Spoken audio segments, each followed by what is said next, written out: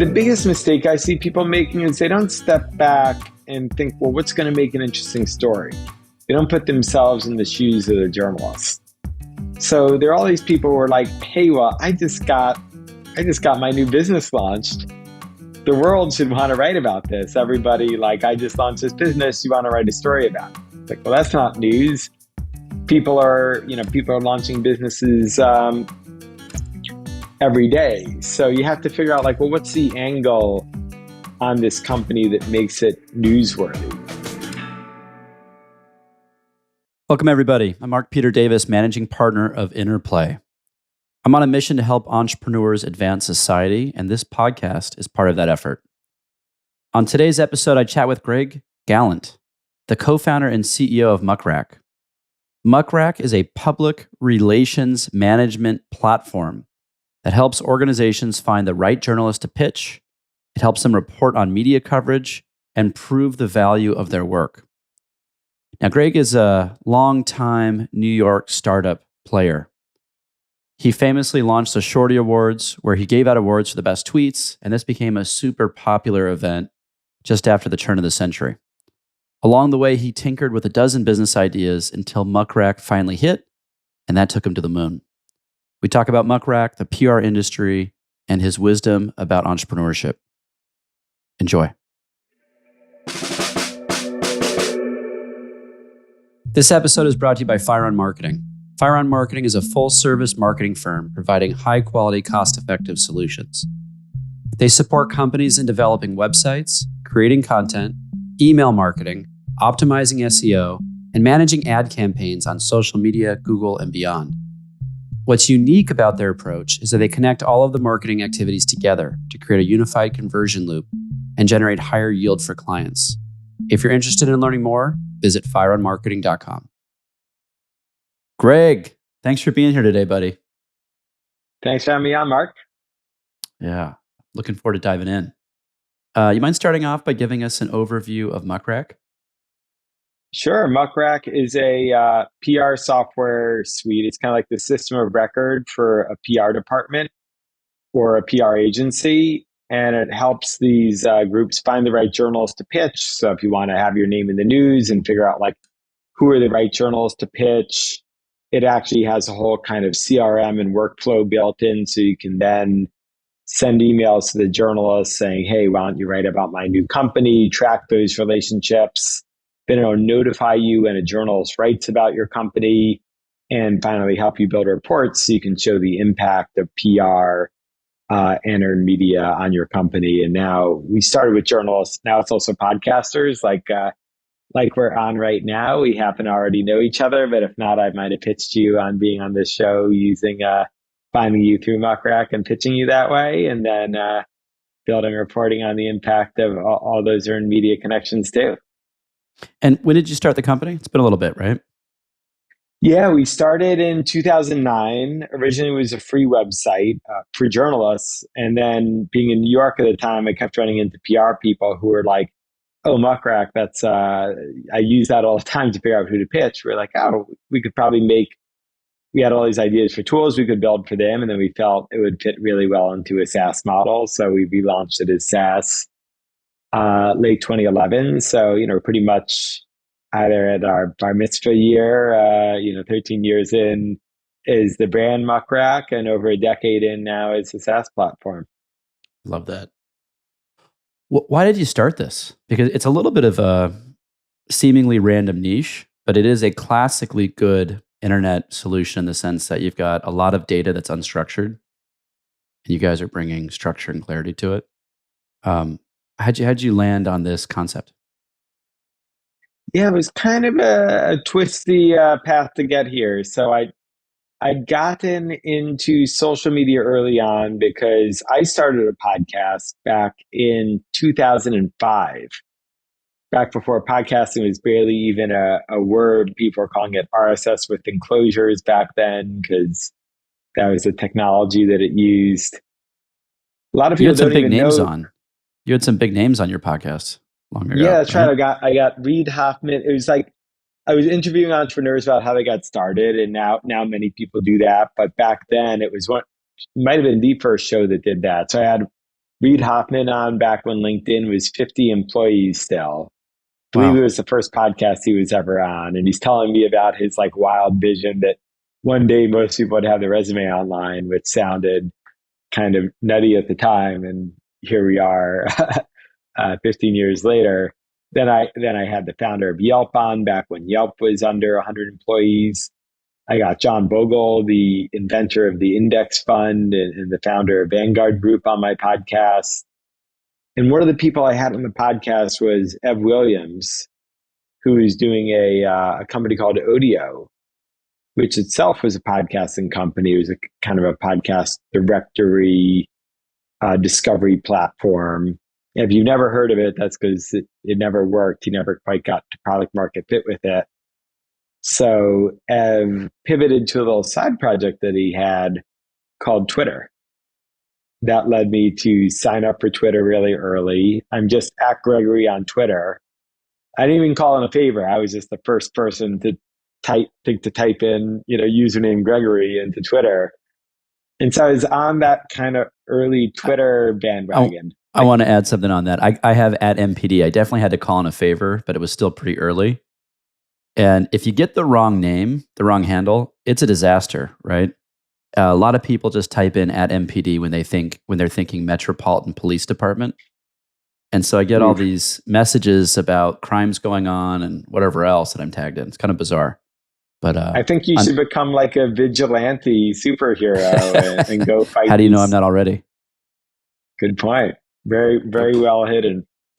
Every vigilante is, under 5'5", VC type. So there you go. That's the best kind. So anyway, so you're saying, so Ev, you got in, you got Gregory. Yeah, I got Gregory. I saw there was all this good stuff happening on social media, and kind of what struck me about Twitter was I was early on Facebook. I was able to join while I was in college, back when it was just for college kids. But back then, Facebook was, you could only see content from your friends. It was before the news feed. And prior to that, it was Friendster and MySpace and all of them. Like, you were only really making content for your friends. And Twitter struck me because it was the first social network or social platform, whatever you want to call it, where you could make content that people other than your friends might be interested in. And that was starting to happen, where you had celebrities getting on there, and that you could actually be good at Twitter. But it had this big discovery problem. Like, you couldn't, if you wanted to know about a certain topic on Twitter, there was no good way to figure out who to follow. So had this idea that you could, someone could launch a site that would let people vote with a tweet, which now is common. No one had done that to date. And then aggregate who's the best by topic. And I got together with my co-founder, Lee Semmel, and we were kind of brainstorming, well, how do we get people to want to vote with the tweet for who's the best? And we said, well, let's call it an award. And tweets are short, so we'll call it the Shorty Awards. And that was the birth of this crazy idea. We built the website in 2 weekends. It wasn't a bit, we didn't think of it as a business. We were like, this will just be a fun thing to do, and we can build it in 2 weekends. Who cares? Let's see what happens. So, but this became a big deal in New York. At least I don't know if it was nationally, but I was in the scene at that time, and this exploded. So I didn't realize the Shorty Awards was a side project for you. Yeah, it's of everything I launched, and I glossed over things that I launched that didn't work, and I'm happy to get into them later on. But a very business idea I launched to date or since, the Shorty Awards was the one that I thought had the least potential to ever be a business or make a profit. And it's the one that got to profitability the fastest. And it's still going today. I love that. So tell everyone what Shorty Awards is, because I don't know if everyone knows it. Yeah, so now it's grown to be awards for the best of social media. It's the first and largest award of its kind, honoring, well, we started with kind of more influencers, and we still have that. Now it's also brands and agencies submit their best work on social media, and kind of winning a Shorty can really catapult someone's career forward and get them a lot more attention, and really kind of give them a lot more license and help them in their career. Okay, but this was like a big award ceremony. I remember, I don't know what year it was, but first decade of the century. I remember showing up and you had celebrity hosts and, fill in a little bit about the Shorty story. Yeah. So it went viral in those first 24 hours.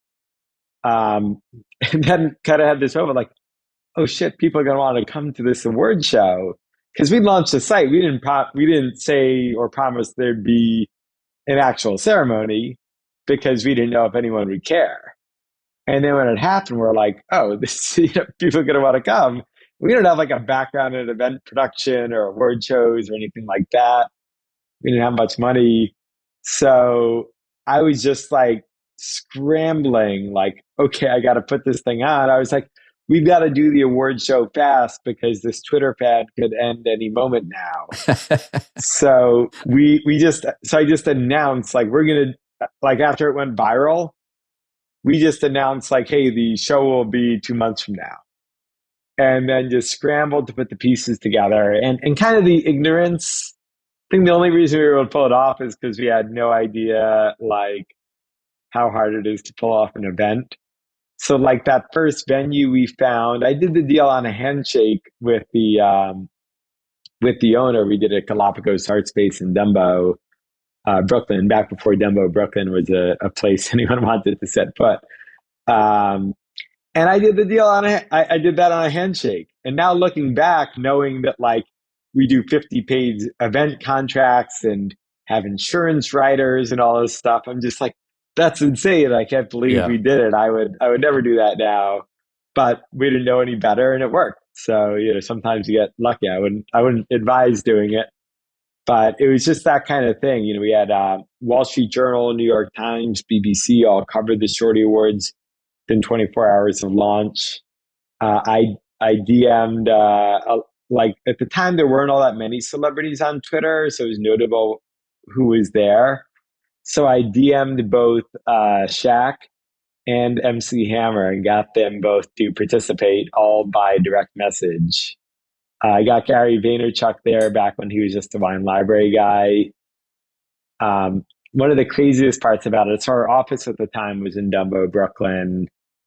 And, again, this shows how little we know about event production and why after the first one, let me caveat before it makes me sound completely irresponsible. We started hiring professional event producers. So we learned our lessons. But that first one, we were doing it ourselves.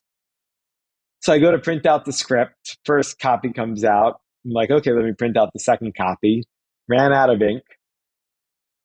And there's no like office supply stores anywhere near Dumbo, Brooklyn. And this is before Uber, so there's no easy way to get around to anywhere. So I'm like, okay, well, I guess we only have one copy of the script. And I hand it to, so then, fast forward a few hours, I'm in the green room. I hand the script to MC Hammer, and he starts giving me all these notes on it. He's just like, hey, it says the Shorty Awards in music. It should be the Music Shorty Award. He's like critiquing the copy. And I'm just thinking to myself, like, Can't Touch This is the first single I owned as a kid, the cassette tape. So Right. I'm just like, it's just surreal that like Hammer is giving me this Right. feedback. And you don't have a printer to change anything anyway. So what's the difference? Yeah, exactly. So did he do it? Did he do it to script or he riffed? What happened? Oh, well, he riffed, but the real moment was that kind of he's giving me all these notes and holding on to the script, and the show's about to start. And I'm like, Hammer, I need the script back. And that's when he realized he had the only copy of the script.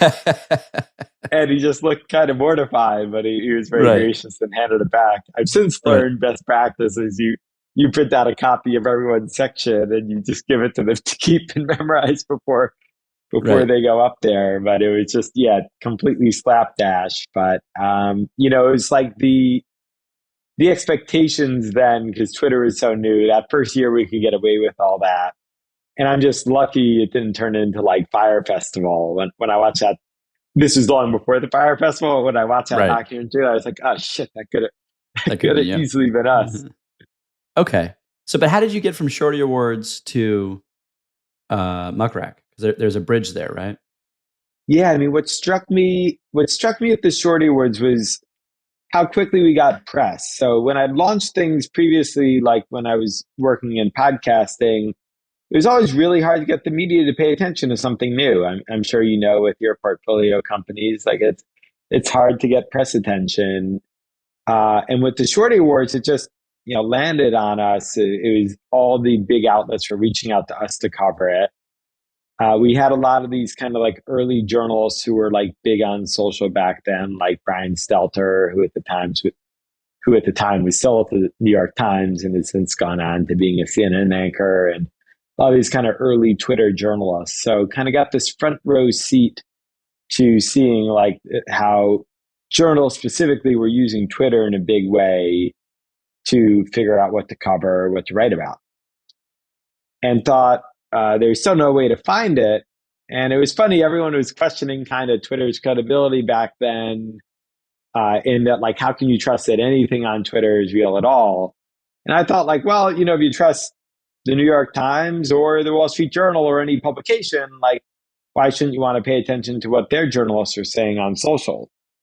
So, version one of Muckrack in 2009, again, very simple site, no business model. We built it in 2 weeks, and it was just, here are all the journalists on social, um, organized by what publication they're at.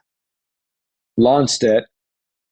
And then in that first year, we ran that alongside trying a bunch of other business ideas. So we didn't focus on it just yet. But we noticed in that first year, we had over 10,000 journalists request to get listed on Muck Rack. So we found we'd kind of gone viral in the journalism community. The New York Times even linked to Muck Rack on their intranet, like to show their journalists how to find their colleagues on social. So we're kind of in that early like social revolution of journalism. And then being in New York at the time, I kept running into PR people because it's a big media town, and all the PR people were like, "Oh, you do Muckrack? I use your site to figure out which journalists to pitch and to kind of monitor what they're up to." I was like, "Oh, that's interesting. We have this like profession of people already using us to do their job.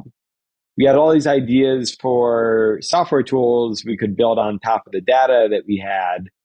To help them better find the right journalists. We saw there was this big problem where it was like hard for PR people or even entrepreneurs who want to find the right journalists to like find them efficiently.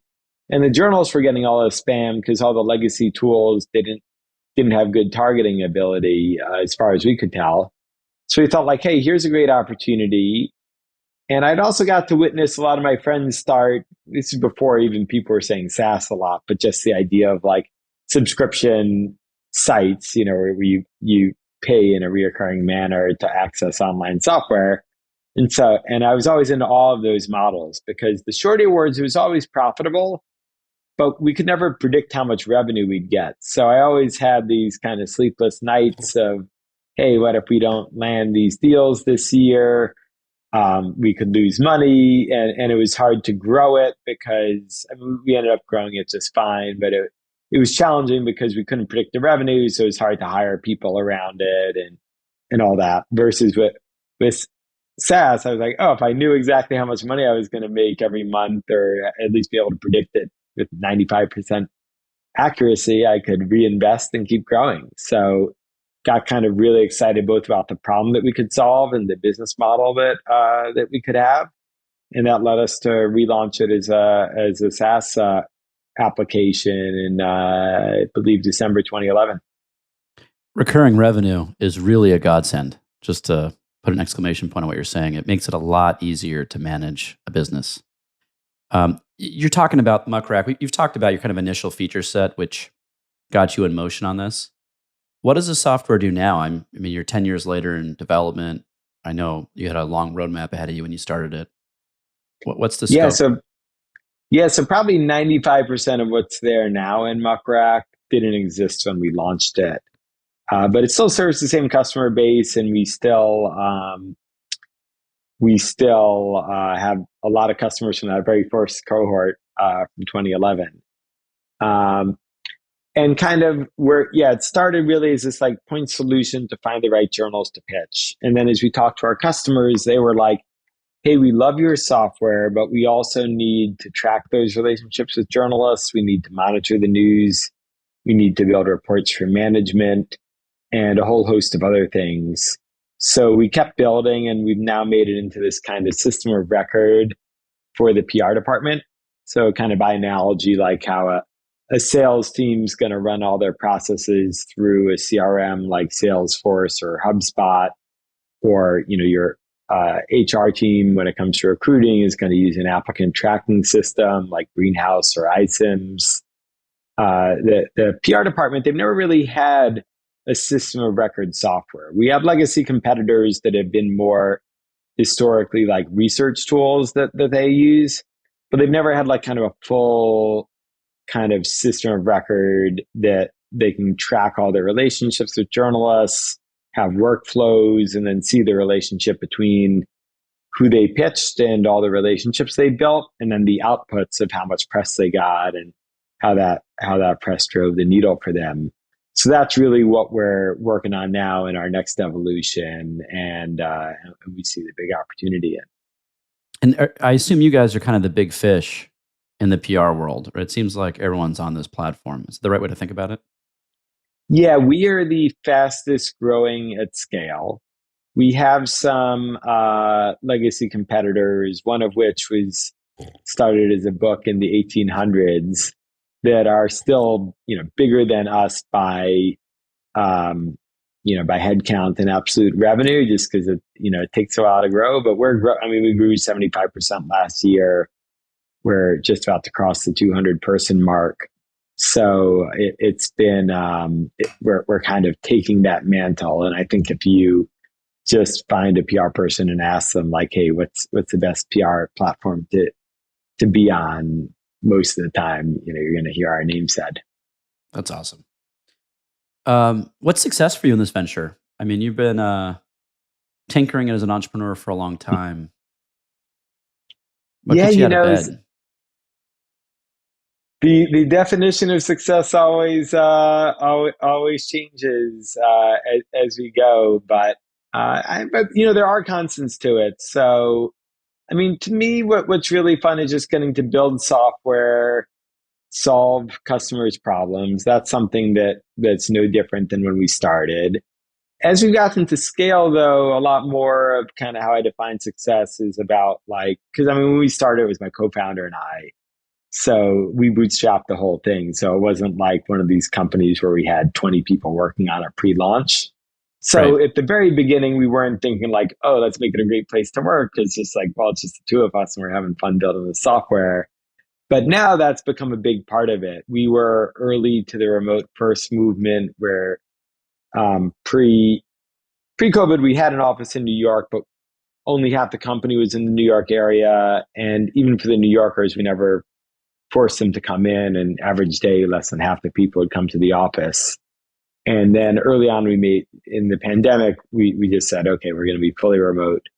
So, now to me, success is like, can we make Muck Rack a great place to grow your career, to make an impact on the world, and do it all, in embracing this remote first world, and not feel like that's a crutch or a disadvantage, but that it's something that can make the company even better, and that we can make people feel really, connected and included doing that. And we think we do that right, that leads to us becoming a whole lot bigger, because we're in a big market, so we can bring give even more people that experience, and then give everyone who works for us now the chance to keep growing.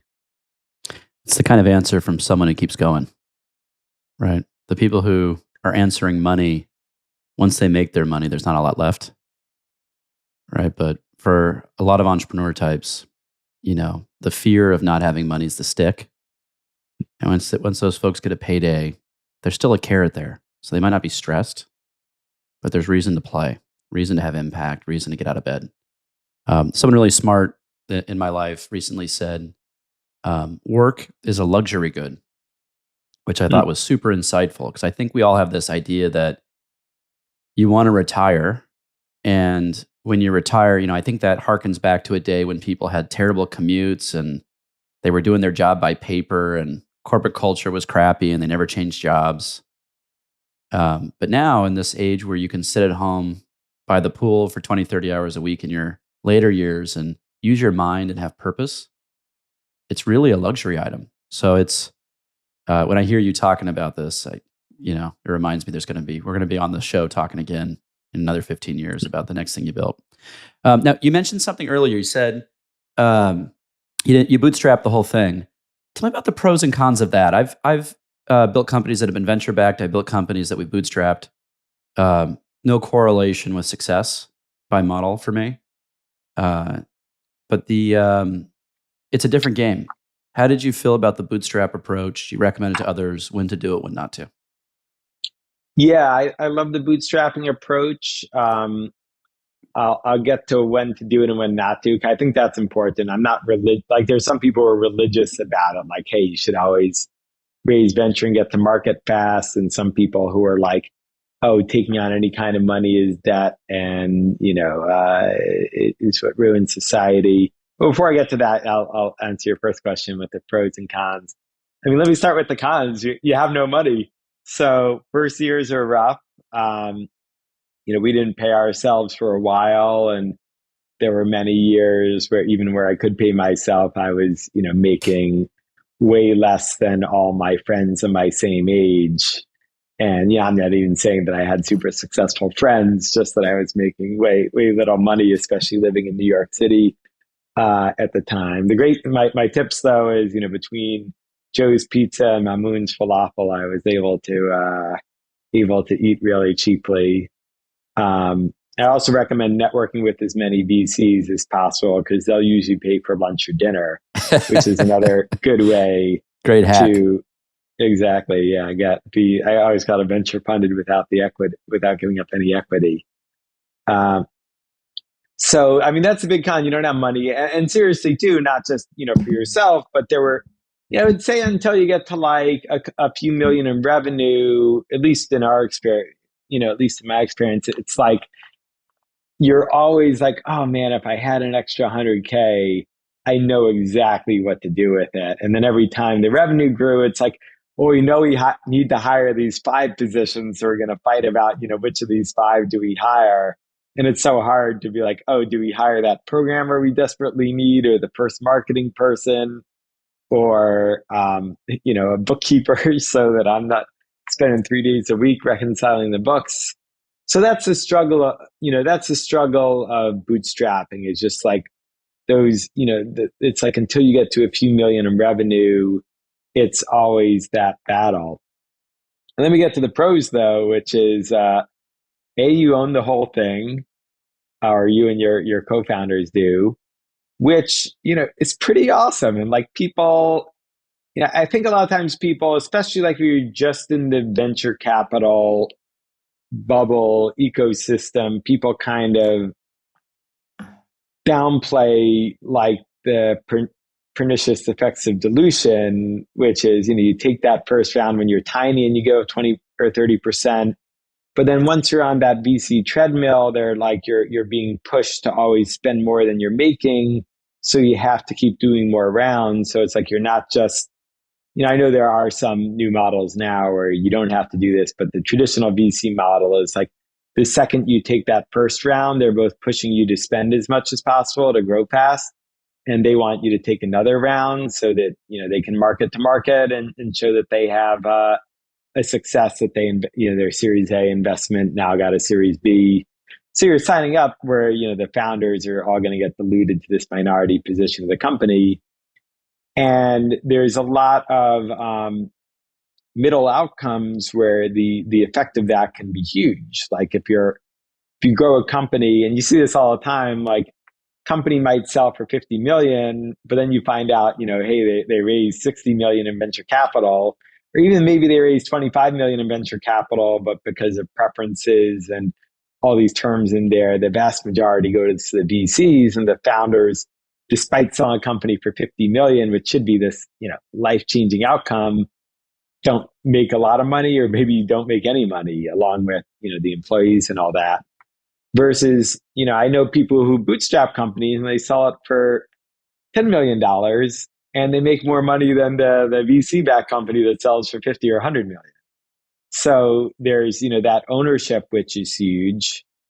There is not having to deal with a board of directors, which I think, people debate the value of a board, but I think in those early years in a business where you're always pivoting, I don't know, I've never had the experience. You probably have a good perspective on this, but it can be hard to like flail around and keep trying out different business ideas because the strategies in those early days might be changing every week. And if you have to layer in like, oh, I got to communicate this to a board and the investor community, it's a lot more work than just being like, hey, I'm just going to communicate this to customers in the market and see what sticks. And, the final piece is always just the time it takes to fundraise is not insignificant. So in those early years, we used to sometimes think like, well, what if we went out and tried to get a Series A? And then we're like, well, we'd have to drop everything and do nothing for 3 months except for fundraise. Like, what if we had spent those 3 months pushing like hell to get more customers? And then we'd have more revenue, more funding, and no dilution, and the business would be worth more. So that was our thought process. And let me just cap it all off by answering the last part of your question, which is, when to do it and when not to, because, you're VCs. I don't want to dissuade all your listeners, but I think. No, it's good. I agree with everything you're saying so far. So let's keep going. Yeah, but I think, the time to do it is if you're, if you're not sure how big your market is, then that's a great time to bootstrap because you have that optionality. And we weren't sure. I mean, it turns out our market's big enough, if in retrospect, we would, we could have a venture-like outcome for somebody, but we didn't know that right when we were starting. So it was nice to know, hey, if this thing, if growth slowed at a few million on ARR, could have still just been an awesome business for us. We could have just cash flowed a bunch out, had a few employees running it, and had a good life. So, I think it's like, you're not sure the market size, it's great. If you think you're going to need a long time horizon, it's great. I mean, we've been at this, the SaaS part is we've been at it for 10 years. You think about it, we probably created more value due to our growth rate in the last 2 years than we did in the first 8.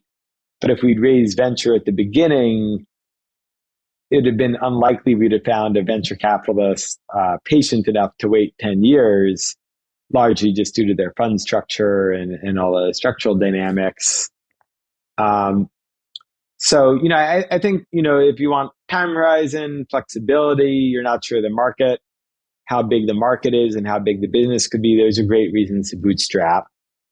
And I think the reasons to take venture is like if you either some businesses you just need, if you want to build a rocket, right, you need to just invest a ton in R&D before you're going to see $1 in revenue. Some businesses you need a network effect to have them work. Like even if you look at like Twitter and Facebook, I don't begrudge them taking venture money. Like for Facebook, right, it needed this huge network effect of having lots of people on it before the ad model would really work for it. So it made sense to go out and raise venture for that. Sometimes if the growth rate is just super fast and or you're in a new market that's like heating up really fast, venture could be really good for that. So I think there are definitely places where you should take it. I think there can also be some middle paths where, a lot of times you see the companies get out ahead because they raise more venture than anyone else. But then sometimes it's like you see like the number 2 or the number 3 player, they can like sell and they own a lot more of the company and their founders do awesome. And then like that person who's the market leader gets so diluted that the company might be worth more, but the founders are worth a whole lot less. So I think you just have to be really thoughtful about how you stack up your funding and your capital structure. I think this is a huge topic, right? Everyone, when you ask an entrepreneur what's going to determine the success of your venture, everyone's talking market size, team, and those things are all true, but very few people are talking about the financing strategy. So I wrote a book on fundraising. I'm probably the worst book promoter ever. But I think this is my single biggest contribution as a kind of a framework around when to bootstrap and when to do VC funding. And it's been picked up by a few business schools now, which makes me feel pretty good about all the work I put into that. But the thing that I think that's super interesting that you're adding to it is this idea of focusing on product market fit. And there's a couple of anecdotes I've heard through the years where, look, raising venture capital can be a total home run of a move if you know how the product works, who you're acquiring, you have product market fit already sorted. If you're still figuring out, it's a bit of a danger zone because, like you said, some VCs might not be patient. You have to start hitting your numbers. And so if you've raised venture too early on with VCs that have certain expectations, it can derail you a little bit. So I think there's some wonderful optionality in waiting till you've really got the economic engine going. If you can wait that long, it can't always. Sometimes the market's just too competitive and a bit of a land grab.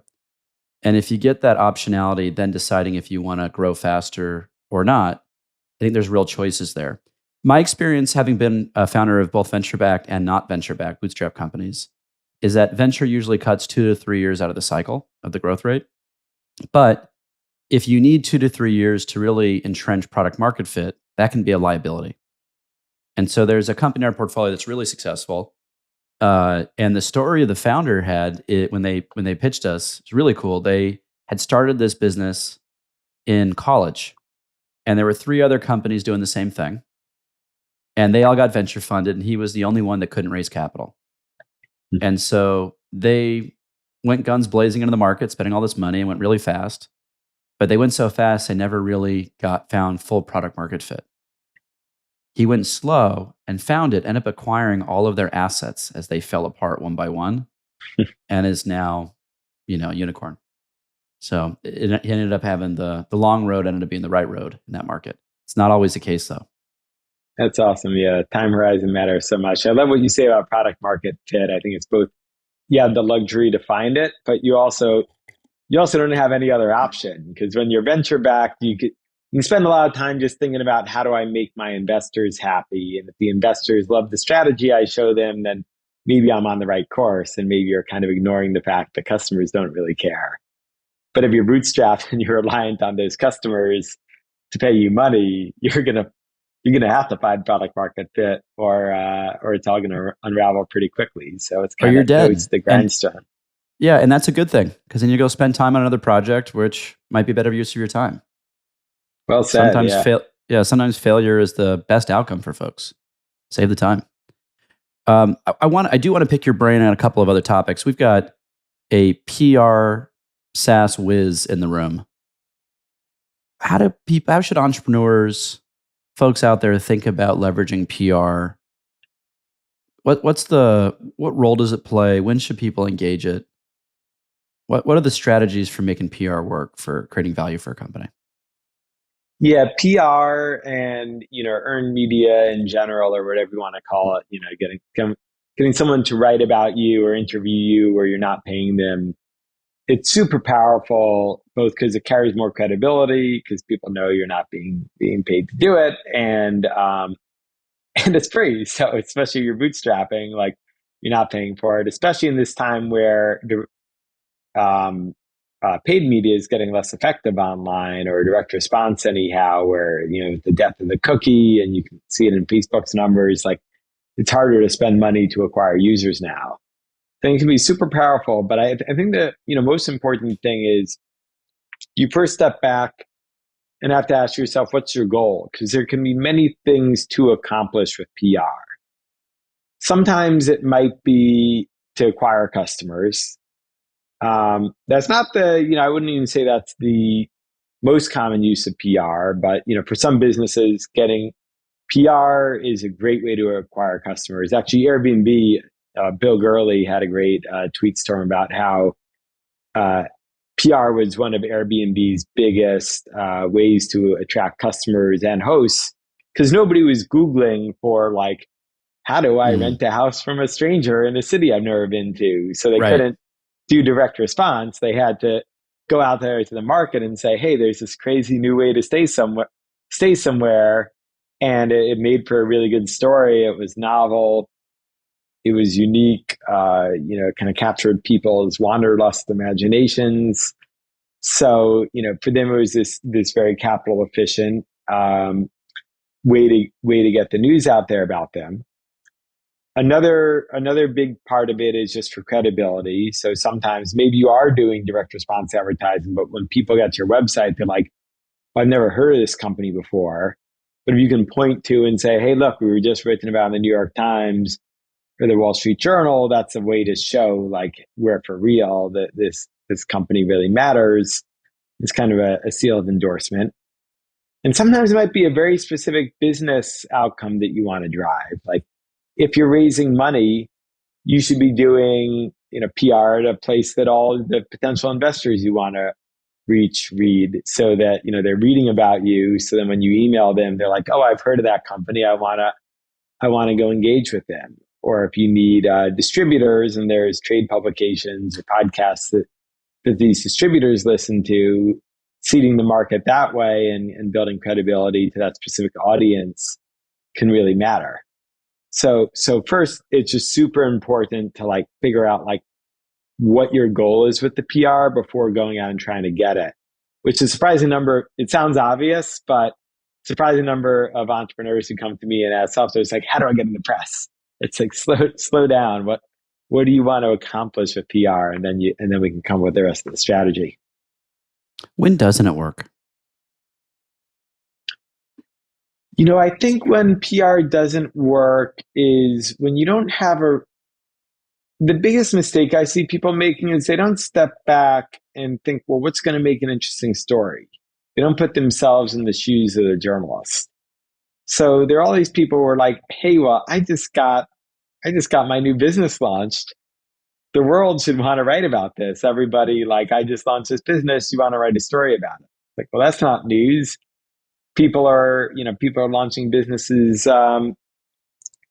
every day. So you have to figure out like, well, what's the angle on this company that makes it newsworthy? Like I remember I was once helping out this founder. She'd started a fashion tech company. She used to work for, I think it was the Gelt Group, or a well-known fashion startup at the time, back when they were really hot. And she told me, oh, I pitched all these journalists, no one wrote back. And I'm like, well, let me see the pitch. And it was like this long pitch describing what her company does, in very technical terms. She wanted to seem like a big company, so she took out the fact that she was the founder and just, didn't have a title there, as though she was just a PR person who was working there. And I just helped her rework the pitch to be like 3 or 4 lines. And it was like, hey, I'm especially, I mean, there still are way too few female founders, but back then there were even less. So that was a great part of the story, and engineers. So tweaked it to be like, I used to be an engineer at Gelt Group. I just started my own fashion tech company. Would you, one sentence description of what it does. Would you be interested in learning more? That was it. That was the pitch, not every detail about how it works, what the business model is going to be. And it went from getting no replies out of 10 to like 4 out of 10 replies from the journalist she pitched. And it's just like that thinking like, okay, well, to the journalist, it's not interesting just that there's a new random fashion tech company. It's that, hey, this person broke off of a well-known company, female former engineer, now founder. Like, sure, she actually had this great story, but she was just focused on the technical parts. And not to say that's every time, but there's always something, unique to it. It might be, it's like people launch venture funds all the time, but do they always, is it a podcaster launching a venture fund? Or like, what could you connect to it that makes it something new in the world that someone's going to want to read about, and not just like why it's important to you as the founder? Yeah, there's probably a lot of podcasting VCs at this point. So I don't know if that's that might novel not either. be the best example. Yeah. I'm sure there's lots of other. If we had a little time to workshop this, we'd find a lot of unique angles. You're hired. Look, you've been in and around the PR world intentionally or accidentally since Shorty Awards, even before the podcast. You've been out producing content and creating awareness around stuff. What does the industry need? Looking at where it is now, like what does it need? Yeah, I think there's generally just a lot more needed for earned media. Everyone, I think, is pointed their attention towards ad tech and paid advertising because it's just such an obvious business model. But now I think we're seeing it's like oversaturated. There's, you can look at those Lumascapes and all these, just how many logos there are in it all, and seeing nobody quite knows, where how exactly the dollar travels between when you spend it and when those banner appears on the site, and how many of them are real. So I think broadly the space of earned media is really exciting. I mean, even right now we're talking over Riverside. I remember when I started my podcast in '05, I had to use a voice modem to record it, and then all these hacky solutions along the way. And now it's become very easy. So, It's one click. yeah, exactly. One click. And then it's, getting continually easier to do all the pieces around podcasting, to publish them and get them out.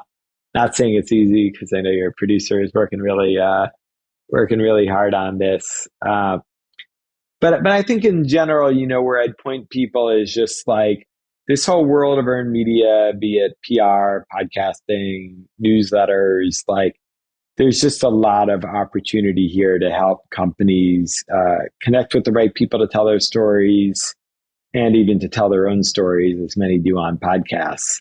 And I think that's going to be kind of like the next big thing. And I feel like to the extent we are headed into a recessionary environment, it's like even more important because more people have to be bootstrappers and tell these stories on their own in an efficient way. And people have to kind of shift from just, spending their way out of problems to being creative about how they tell stories and acquire users or customers.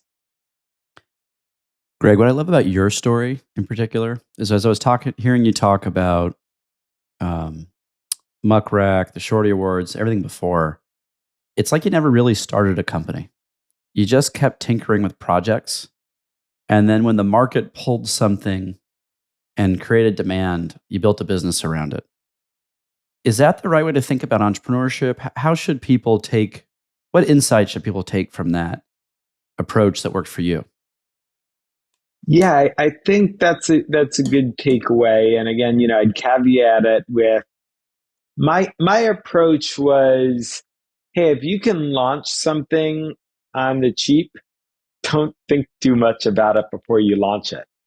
So I wouldn't recommend this approach if you want to start a restaurant and you're going to sign a 5-year lease and sink hundreds of thousands of dollars into, designing it and hiring a staff and all the stuff you have to do for a capital intensive business like a restaurant. But if you have an idea online where you think you can build it in a few weeks or even a few months, what I found is like if you take the traditional business approach of like, hey, I'm going to write my 100-page business plan, I'm going to seek out 10 advisors, get their thoughts on it, then it slows you down because you're not learning from the market. A lot of times those advisors, I mean, like advisors are awesome when it comes to like, hey, I've got a 20-person sales team and how do I restructure it to get to 50, or like a real business problem. But if I'm just like, hey, I have this wacky idea, will it work? Advisors can't tell you that. You got to go out to the market and test it. So that's where I adopted this philosophy. I'm like, as long as we can build the thing in under a couple months, like let's just go do it. And and I learned this the hard way, but like then what I did was I structured it with like a holding company that we just called Sawhorse Media. And I remember I had to come up with a holding company name in a pinch because it was right after the Shorty Awards took off and I needed to tell people what to write the check to. And I was looking around our office and we'd followed this bootstrapping tip that I learned about from reading about the early days of Amazon. And apparently what Bezos did that we also did, instead of sinking a lot of money into buying nice desks, you go to Lowe's or Home Depot and you just buy a door and two sawhorses and throw the door across the two sawhorses, and that's your desk. So I was looking around, I saw the sawhorses in our office, and I kind of liked that it told the story of our bootstrapping, and also it harkened back. Remember like the early like under construction signs you'd see on websites where it'd be the Yeah, little guy in the hard totally. hat with the sawhorse. So I liked that it felt like that, under construction sign. It was a Yeah. GIF actually, before GIFs were cool. So we called it Sawhorse Media because of that. But that freed us up a lot because then it's like, hey, testing out Shorty Awards, testing out Muckrack, testing out this, testing out that. We didn't have to launch a new corporate entity each time and, deal with all the overhead, there's, a lot of things that go into starting, full on new businesses. Just like, okay, well, we got the LLC. So let's just try this website and that website. And each time it was just spending $8 on GoDaddy to buy a new domain name and then spinning up the site. So it gave us just all this flexibility to try all these things. And the analogy I use was more like I always thought about back in that golden era of like TV where like NBC had the hit Seinfeld and the hit Friends, but for each hit they had, they tried out, they piloted 10 different shows that didn't work. And, nobody fired the network execs at NBC because 9 shows didn't work. They were just like, well, 1 show worked. I mean, it's like being a VC, right? Too. You're hoping 1 or 2 of the companies you invest in work and the rest, well, you write off or they have middle outcomes.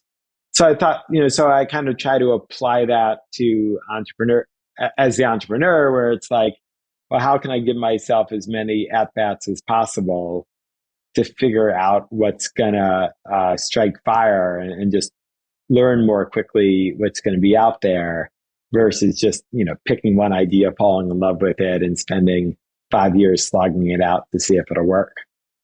What percentage failed? I guess 90 actually, because what happened was actually after we launched Muckrack, we originally made it a platform so we could curate for other verticals.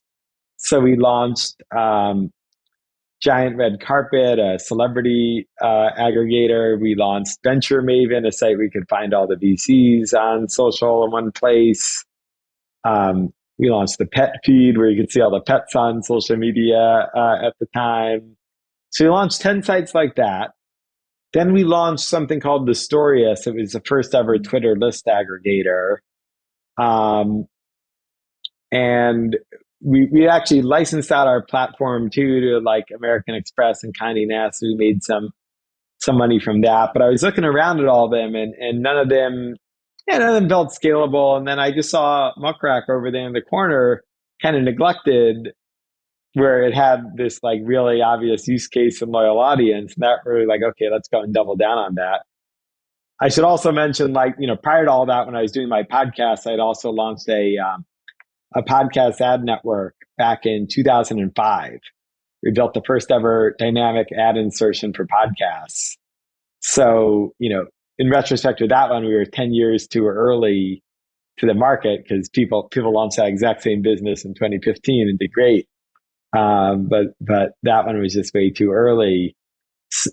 So if you add it up, I've launched over a dozen different, I don't know if they're all can be considered a full on business, but websites, of substance that were trying to be businesses. And then 2 of them worked and, one of them has grown a lot bigger than the other.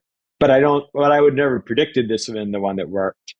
It was giving myself all that time to experiment is what allowed me to be lucky in that case. You've had a lot of experience through all these ventures. What is the most important thing you've learned as an entrepreneur?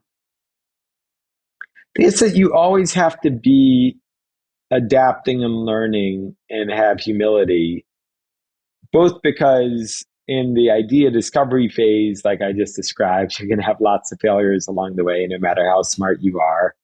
And I learned that interviewing other entrepreneurs too, or even someone like Ev Williams, who started Blogger, Twitter, and Medium, 3 kind of fundamental sites to the internet, also had audio, and then that didn't work at all. And then the other thing I've seen scaling up, very humbling for me, like when I started, even when I had success as an early entrepreneur, it was just me working with a couple other people and some contractors. versus then, very humbling moment to like figure out like, oh, I know nothing about managing a 10-person company and having all these employees. And then next level of scale, I know nothing about like having one management layer between me and the employees. And then the next level of scale where it's like, oh, I knew nothing about like how to actually hire executives who will hire and manage managers who manage the employees, and then what it takes to get messaging out to a company with over 100 people in it. So, it's like, even if you're a success, all you're rewarded with is just, being pushed to new areas that you're going to be incompetent in until you figure them out.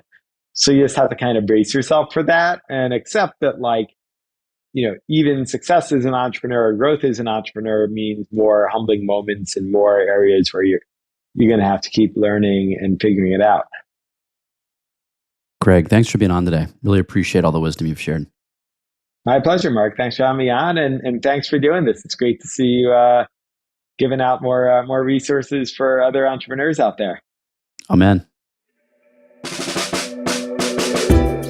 That was awesome. I hope you enjoyed that as much as I did. Greg definitely has a lot of experience with startups, and he dropped some real wisdom about how to think about the early stages, the tinkering, the experimentation. If you liked what you heard, please hook us up with a like or a 5-star review, and feel free to share with a friend. You can find me on Twitter at MPD. And to hear more of my conversations with innovators, subscribe on YouTube or any major podcast platform. Just search for Innovation with Mark Peter Davis.